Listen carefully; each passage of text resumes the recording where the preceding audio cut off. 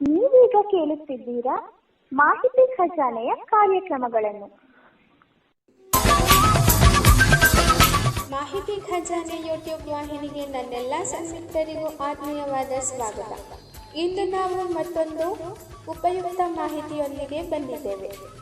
ಈ ವಿಡಿಯೋ ನಿಮಗೇನಾದರೂ ಇಷ್ಟವಾದಲ್ಲಿ ಲೈಕ್, ಶೇರ್, ಕಾಮೆಂಟ್ ಮಾಡಿ ಹಾಗೂ ಇನ್ನು ಹೆಚ್ಚು ಉಪಯುಕ್ತ ಮಾಹಿತಿಯನ್ನು ನಮ್ಮ ಯೂಟ್ಯೂಬ್ ವಾಹಿನಿಯಿಂದ ಏನಾದರೂ ನಿರೀಕ್ಷಿಸುತ್ತಿದ್ದೀರಾ? ನಿರೀಕ್ಷಿಸಿದಲ್ಲಿ ಬೆಲ್ ಐಕಾನ್ ಅನ್ನು ಕ್ಲಿಕ್ ಮಾಡುವುದರ ಮೂಲಕ ಸಬ್ಸ್ಕ್ರೈಬ್ ಆಗಿ.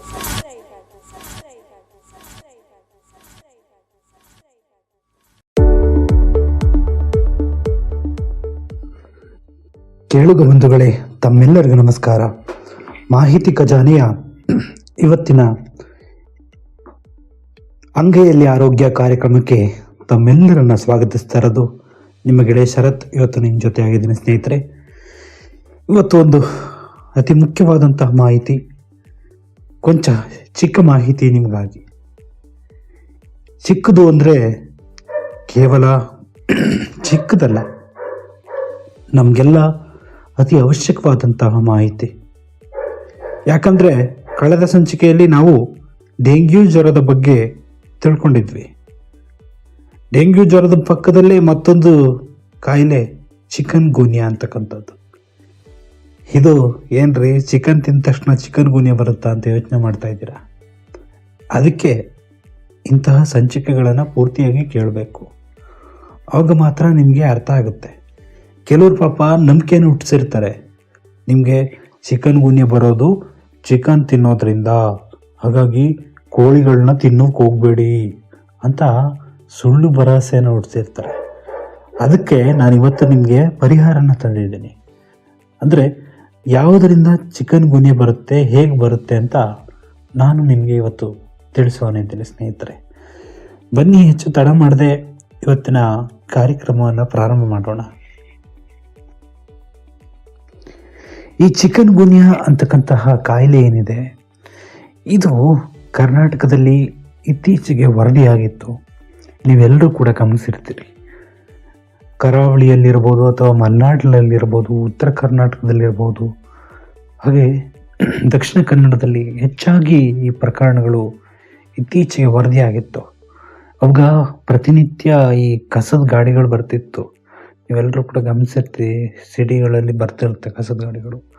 ಅಲ್ಲಿ ಹಾಡುಗಳನ್ನ ಹಾಕ್ತಾಯಿದ್ರು, ಚಿಕನ್ ಗುನ್ಯಾ ಅಂದರೆ ಬರ್ತದೆ, ಎಚ್ಚರಿಕೆಯಿಂದಿರಿ ಅಂತ ಹೇಳಿ. ಹಾಗಾಗಿ ನಾವೆಲ್ಲರೂ ಕೂಡ ನಮ್ಮ ಎಚ್ಚರಿಕೆಯಲ್ಲಿ ನಾವು ಇರಬೇಕು ಅಂತ ಹೇಳೋದಕ್ಕೆ ಬಯಸ್ತೀನಿ. ಯಾಕಂದರೆ ಇವತ್ತು ನಮಗೆಲ್ಲ ಗೊತ್ತಿದೆ, ನಾವೆಲ್ಲರೂ ಕೂಡ ಗೊತ್ತಿದ್ದು ಕೂಡ ತಪ್ಪು ಮಾಡ್ತಾ ಇದ್ದೀವಿ. ಇವಾಗ ಮಳೆಗಾಲ ಹೆಚ್ಚಾದ ತಕ್ಷಣ ಏನಾಗುತ್ತೆ, ನೀರು ನಿಲ್ಲೋದಕ್ಕೆ ಶುರು ಆಗುತ್ತೆ. ಆ ನೀರು ನಿಂತಾಗ ಏನಾಗುತ್ತೆ ಅಂದರೆ ನಮಗೆ ತುಂಬ ತೊಂದರೆ ಆಗುತ್ತೆ. ನಾವು ನೀರು ನಿಲ್ಲೋ ಥರ ನಾವೇ ಮಾಡ್ಕೊಂಡಿರ್ತೀವಿ. ಈಗ ಉದಾಹರಣೆಗೆ ಯಾವುದೋ ಒಂದು ಕಂಠ ಚಿಪ್ಪು ಇರುತ್ತೆ, ತೆಂಗಿನಕಾಯಿ ಹೊಡೆದದ್ದು ಚಿಪ್ಪನ್ನ ಅಲ್ಲೇ ಮನೆ ಮುಂದೆನೇ ಬಿಸಾಕುವಂಥದ್ದು, ಅಥವಾ ಮನೆಯ ಮಾಡು ಮೇಲ್ಗಡೆ ಇದು ಹಂಚಲ್ಲಿ ಹಾಕಿ ಏನು ಮಾಡಿರ್ತಾರೆ ಮುಂದ್ಗಡೆ, ಅದು ಮನೆ ಮುಂದ್ಗಡೆ ನೀರು ನಿಂತಿದ್ರೆ ಅದನ್ನು ಗುಡಿಸಿ ಅದನ್ನು ಕ್ಲೀನ್ ಮಾಡಲ್ಲ. ಈ ತೊಟ್ಟಿಗಳನ್ನ ಏನು ನೀರು ತುಂಬುವಂಥ ತೊಟ್ಟಿಗಳಿರ್ತವೆ, ಅದನ್ನು ವಾರಕ್ಕೊಂದ್ಸರಿ ಕ್ಲೀನ್ ಮಾಡಲ್ಲ. ವರ್ಷಕ್ಕೊಂದ್ಸರಿ ಕ್ಲೀನ್ ಮಾಡೋರೇ ಜಾಸ್ತಿ ಆಗಿದ್ದಾರೆ. ಅದು ಒಂಥರ ವಿಶೇಷ ಅನಿಸುತ್ತೆ. ಯಾಕಂದರೆ ಇವಾಗ ನೀರು ಬಿಡುವಂತಹ ತೊಟ್ಟಿಗಳು ಶುದ್ಧವಾಗಿದ್ದಾಗ ನಮಗೆ ಯಾವ ಕಾಯಿಲೆನೂ ಬರಲ್ಲ ಸ್ನೇಹಿತರೆ. ಇದನ್ನು ಪ್ರತಿಯೊಬ್ಬರು ನೆನ್ಪಿಟ್ಕೊಳ್ಳಿ. ಇವತ್ತು ನಾವು ಹಾಳಾಗ್ತಿರೋದು ಇದರಿಂದನೇ. ಇವತ್ತು ನಾವು ನೀರಿನ ಬಗ್ಗೆ ಕಾಳಜಿ ವಹಿಸ್ತಾ ಇಲ್ಲ. ಯಾವುದೋ ಒಂದು ನೀರು ಸಿಕ್ತು ಕುಡ್ದು ಬಿಡ್ತೀವಿ ಅಷ್ಟೇ. ಆ ನೀರಿನಿಂದ ಏನೆಲ್ಲ ಪ್ರಾಬ್ಲಮ್ ಆಗುತ್ತೆ, ಕ್ರಿಯೇಟ್ ಆಗುತ್ತೆ ಅಂತ ನೋಡೋದಿಲ್ಲ. ಕೆಲವ್ರು ಏನು ಮಾಡ್ತಾರೆ, ಪಾಪ ಜಾಣತನದಿಂದ ಬಿಸಿನೀರು ಮಾಡ್ಕೊಂಡು ಕುಡಿತಾರೆ. ಇನ್ನು ಕೆಲವ್ರು ಏನಿಲ್ಲ, ಅಲ್ಲಿ ಸೈಡಲ್ಲಿ ಇಟ್ಟಿರ್ತಾರೆ, ತಗೊಂಡು ಕುಡಿತಾ ಇರೋದೆ. ಕುಡಿಯೋದು ಪಾಪ ತಪ್ಪಲ್ಲ, ಆದರೆ ನೋಡಿ ಮಾಡಿ ಕುಡಿಯುವಂಥದ್ದು ಬಹಳ ಉತ್ತಮ. ಈಗ ನೀರು ನಿಂತಾಗ ಅದನ್ನು ಕ್ಲೀನ್ ಮಾಡುವಂಥದ್ದು ಬಹಳ ಒಳ್ಳೆಯ ಲಕ್ಷಣ. ಈಗ ಮನೆ ಮುಂದೆ ಕ್ಲೀನ್ ಮಾಡುವಂಥದ್ದು, ಮನೆಯನ್ನು ವಾರಕ್ಕೊಂದ್ಸರಿನಾದರೂ ಒರೆಸುವಂಥದ್ದು, ಕ್ಲೀನ್ ಮಾಡಿಕೊಡುವಂಥದ್ದನ್ನು ಮಾಡಬೇಕು. ಹಾಗೆ ನಿಮ್ಮ ಟಾಯ್ಲೆಟ್ಗಳು ಏನಿರ್ತವೆ ಅದನ್ನು ಕೂಡ ಕ್ಲೀನ್ ಮಾಡ್ತಾ ಇರಬೇಕು, ಸೊಳ್ಳೆಗಳು ಬರೋದಾಗೆ. ಹಾಗೆ ನಿಮ್ಮದು ಮೆಶ್ ಅಂತ ಬರುತ್ತೆ, ನೀವು ಕಿಟಕಿಗಳಿಗೆಲ್ಲ ಹಾಕಿರ್ತೀರಿ, ನೋಡಿದಿರಿ ಅಂತ ಅನ್ಕೋತೀನಿ. ಮೆಶ್ ಅಂದರೆ ಬರೀ ಇದು ತಿನ್ನೋ ಮೆಶ್ ಅಲ್ಲ, ಇಲ್ಲಿ ಮೆಶ್ ಅಂತ ಬರುತ್ತೆ ಕಿಟಕಿಗೆ ಹಾಕುವಂಥದ್ದು. ಅದನ್ನು ಹಾಕ್ಕೊಂಡ್ರೆ ಸೊಳ್ಳೆಗಳು ಅಷ್ಟಾಗಿ ನಮಗೆ ಬರೋದಿಲ್ಲ.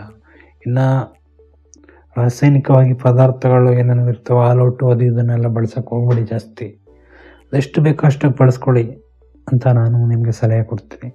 ಯಾಕಂದರೆ ಅದರಿಂದನೇ ಕಾಯಿಲೆಗಳು ಹುಟ್ಕೊಳ್ಳುವಂಥ ಸಾಧ್ಯತೆಗಳು ಇರ್ತವೆ. ಹಾಗಾಗಿ ನೋಡಿ ಮಾಡಿ ಅದನ್ನು ಯೂಸ್ ಮಾಡುವಂಥದ್ದು ಭಾಳ ಉತ್ತಮ. ಹಾಗೆ ಹಾಕ್ಕೊಂಡು ಮಲಗೋಕ್ಕೆ ಹೋಗಬೇಡಿ ಜಾಸ್ತಿ. ಅದರಿಂದನೇ ಉಸಿರುಗಟ್ಟುವ ತೊಂದರೆಗಳು ಉಂಟಾಗುವಂಥದ್ದು ಆಗುತ್ತೆ. ಹಾಗೆ ಸೊಳ್ಳೆ ಪರದೆಗಳನ್ನ ಬಳಸೋದಕ್ಕೆ ಪ್ರಯತ್ನ ಮಾಡಿ.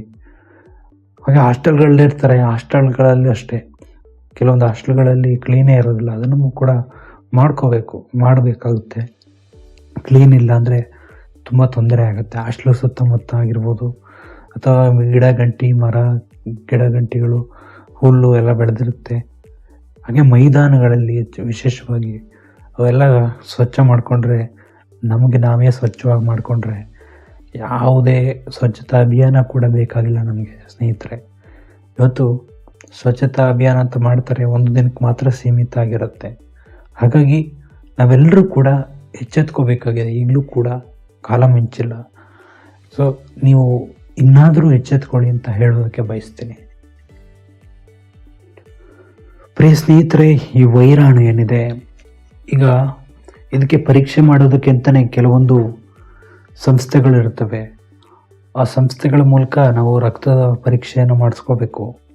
ಹಾಗೆ ನಮ್ಮ ರೋಗಗಳು, ಕಾಯಿಲೆಗಳು ಏನಾರಿದ್ದರೆ ರಕ್ತ ಪರೀಕ್ಷೆ ಮಾಡಿಸುವಂಥದ್ದು ಬಹಳ ಉತ್ತಮ.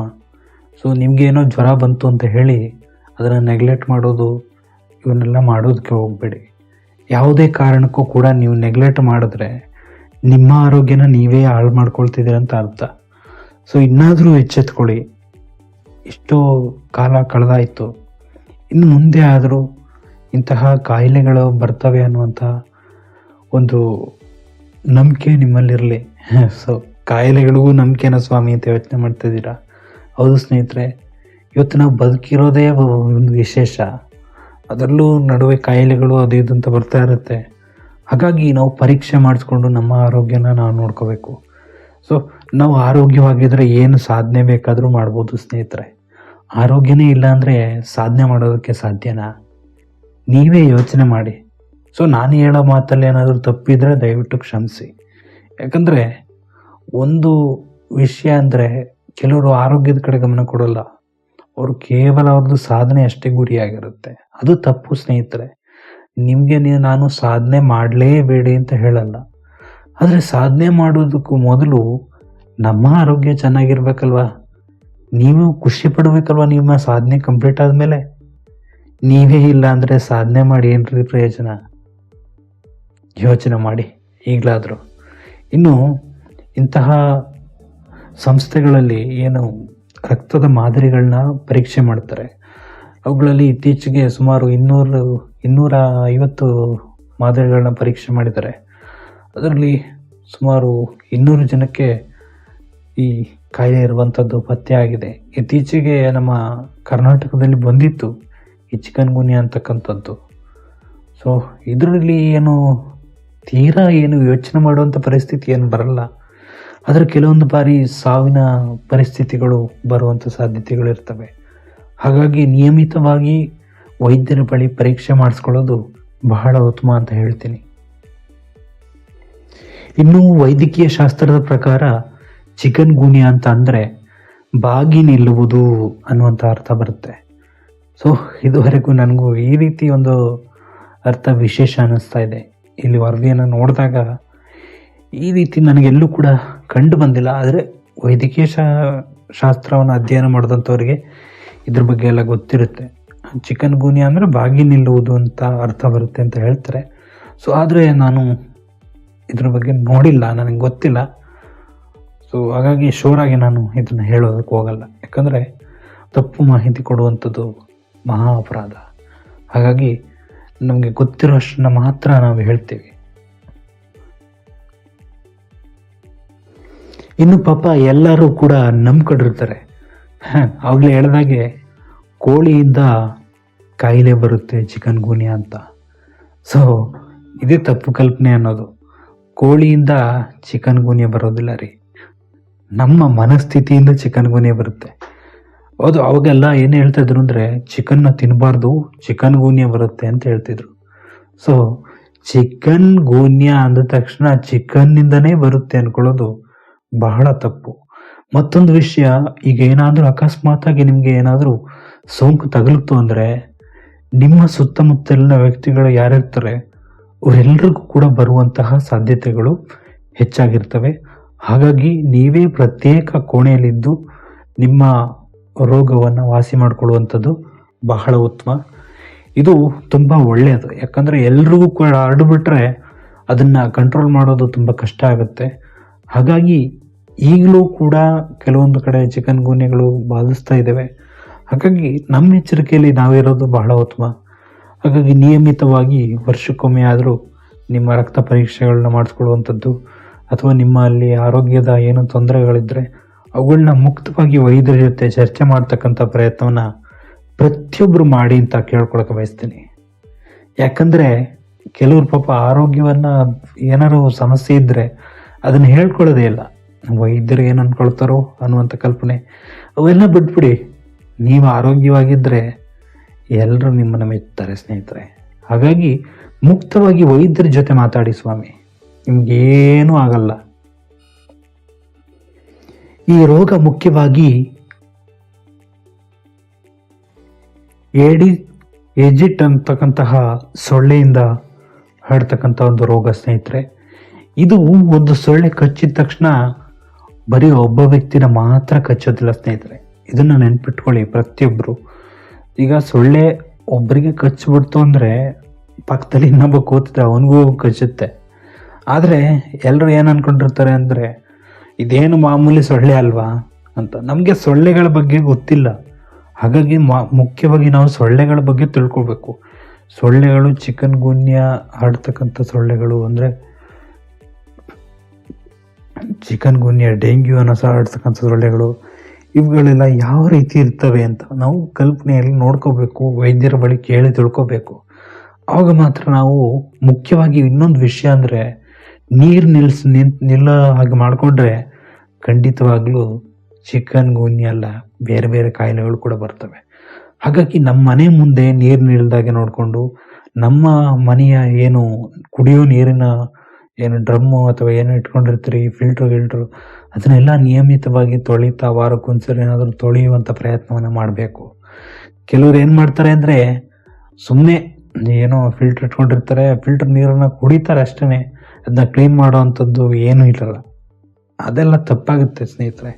ಇನ್ನು ಕೆಲವರು ಏನು ಮಾಡ್ತಾರೆ, ಫ್ರಿಜ್ಜಲ್ಲಿ ಇಟ್ಬಿಟ್ಟು ಕೋಲ್ಡ್ ನೀರನ್ನು ಕುಡಿದ್ಬಿಡ್ತಾರೆ. ನೀವು ಕುಡೀರಿ, ಬೇಡ ಅಂತ ಹೇಳಲ್ಲ, ಆದರೆ ಕೋಲ್ಡ್ ನೀರು ಕೂಡ ಒಂದು ರೀತಿ ರೋಗಕಾರಕ ಅಂತಕ್ಕಂಥದ್ದನ್ನು ಮರಿಬೇಡಿ. ಯಾಕಂದರೆ ಈಗ ನೀವು ಕೋಲ್ಡ್ ನೀರನ್ನು ಇದೇ ನೀರನ್ನು ತಗೊಂಡು ಇಟ್ಟಿರ್ತೀರಿ ಹೊರತು ಕೋಲ್ಡ್ ನೀರೇನು ಬೇರೆ ಆಕಾಶದಿಂದ ಸೃಷ್ಟಿಯಾಗಿ ಏನು ಬರಲ್ಲ. ಹಾಗಾಗಿ ಇದ್ರ ಬಗ್ಗೆ ಗಮನ ವಹಿಸಿ. ಈ ರೋಗ ಅಂತಕ್ಕಂಥದ್ದು ಮುಖ್ಯವಾಗಿ ಸೊಳ್ಳೆ, ಮಾನವ, ಸೊಳ್ಳೆ ಮಾನವ, ಸೊಳ್ಳೆ ಏನಪ್ಪ ಈಗ ಹೇಳ್ತಾ ಇದ್ದಾನೆ ಅಂತ ಅನ್ಕೊಂಡ್ರ, ಈ ರೀತಿ ಹರಡುತ್ತೆ ಸ್ನೇಹಿತರೆ. ಈಗ ಸೊಳ್ಳೆ ಹೋಗಿ ಮಾನವನ ಕಚ್ಚುತ್ತೆ, ಮಾನವ ಹೋಗಿ ಸೊಳ್ಳೆ ಕಚ್ಚಲ್ಲ.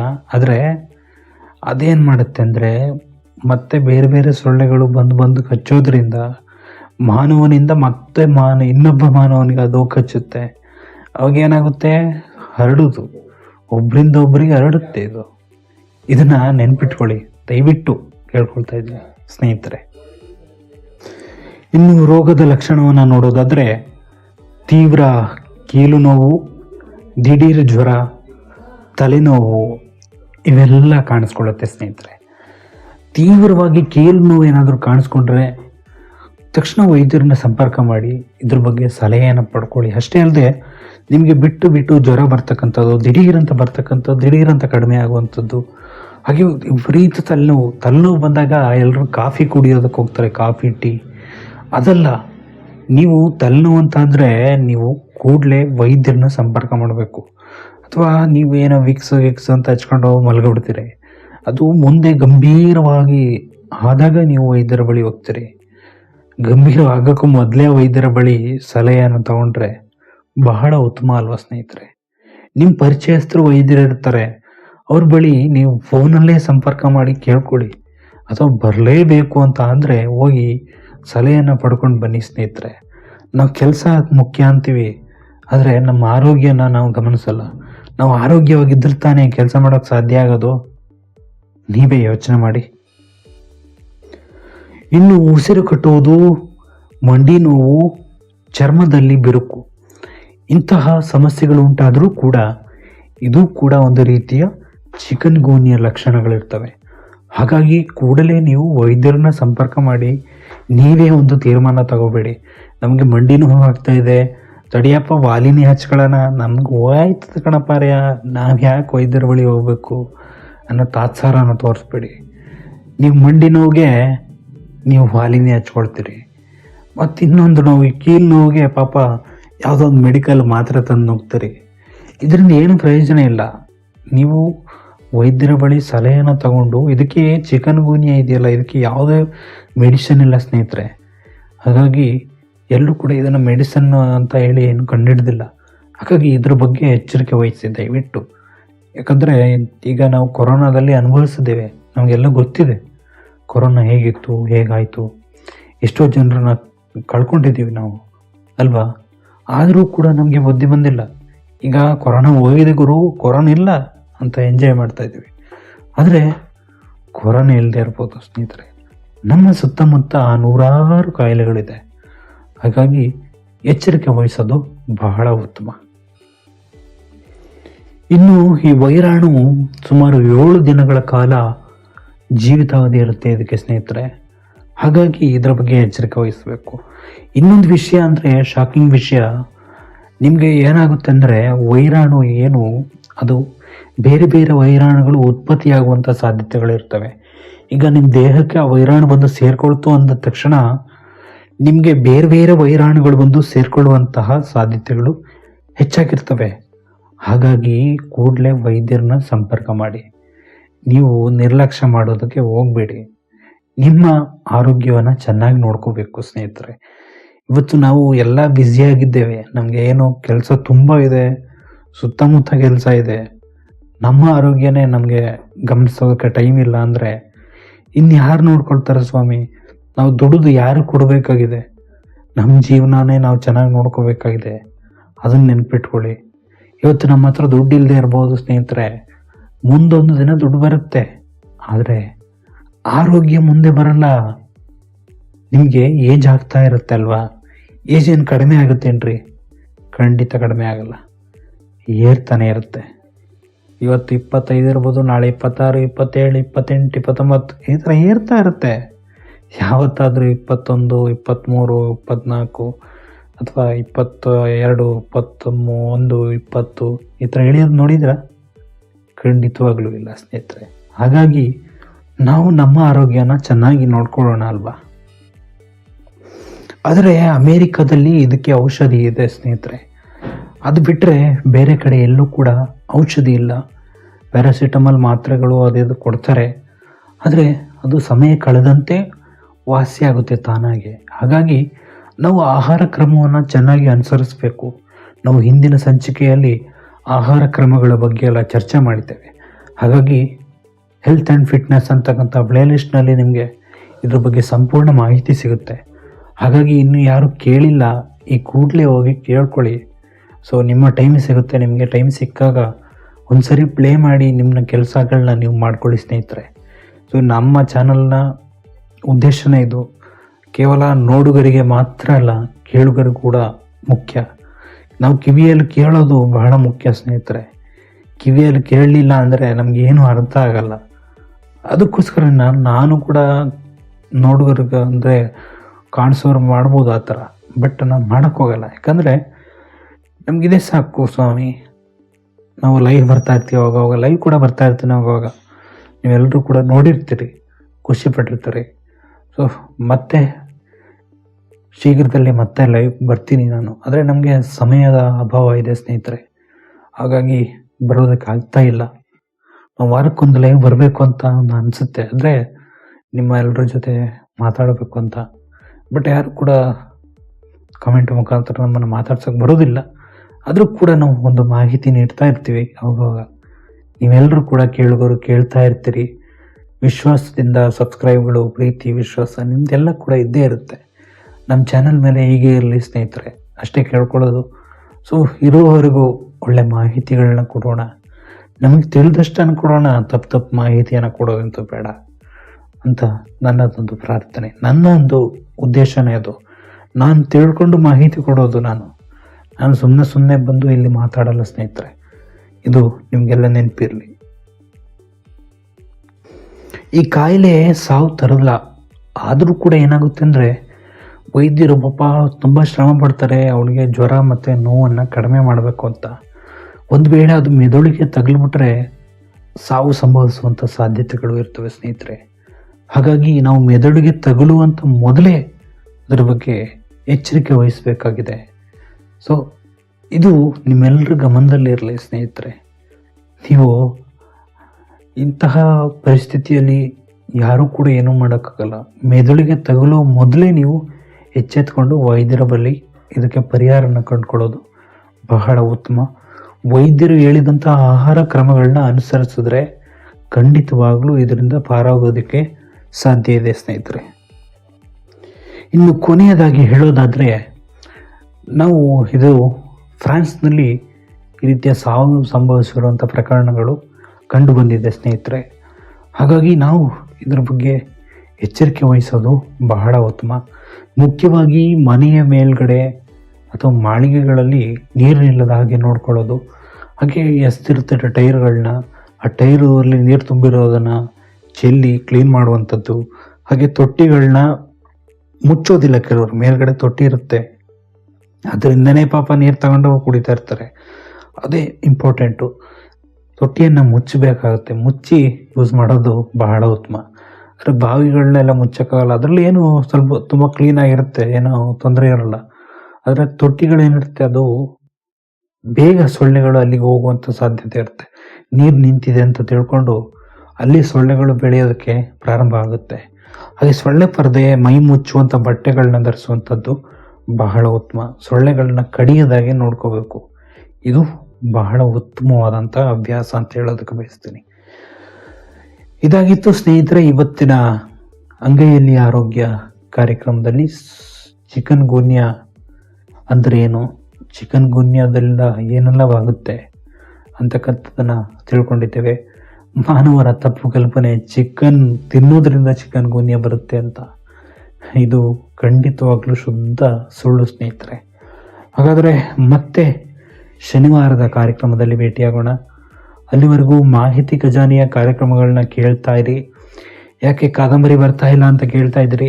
ಸೊ ಈಗಾಗಲೇ ದಸರಾ ರಜೆ ಬಂದಿದೆ ಸ್ನೇಹಿತರೆ, ಹಾಗಾಗಿ ಎಡಿಟಿಂಗ್ಗೆ ಸ್ವಲ್ಪ ಸಮಸ್ಯೆ ಆಗ್ತಾ ಇದೆ. ಸೊ ಮುಂದಿನ ದಿನಗಳಲ್ಲಿ ಮತ್ತೆ ನಿಮ್ಮ ಕಾದಂಬರಿ ಪ್ರಾರಂಭ ಆಗುತ್ತೆ, ನಿರೀಕ್ಷೆ ಮಾಡ್ತಾ ಇರಿ. ಹಾಗೆ ಈ ಕಾರ್ಯಕ್ರಮವನ್ನು ಕೇಳ್ತಾ ಇರಿ.